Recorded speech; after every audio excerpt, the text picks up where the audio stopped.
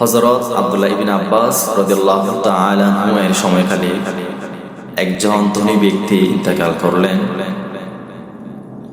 লোকেরা দাফনের জন্য যখন কবর খনন করতে লাগলেন, তখন দেখতে পেলেন ওই কবর একটি বিষাক্ত সাপ।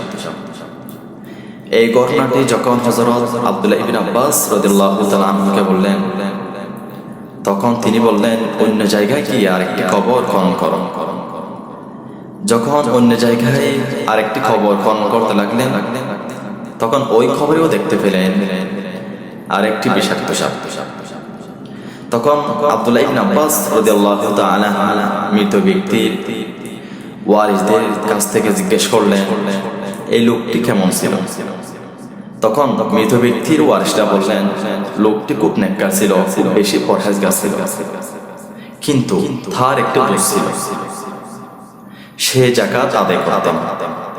তখন হযরত আব্দুল্লাহ ইবনে আব্বাস রাদিয়াল্লাহু তাআলা বললেন, ওনার জন্য নতুন ভাবে কবর খনন করা প্রয়োজন নেই, ওই সাপযুক্ত কবরে ওনাকে দাফন করে ফেল, কেননা সে যাকাত আদায় করত না। যাকাত আদায় নাকারীর ব্যক্তির কবরে এইভাবে সাপ বিদ্যমান থাকবে।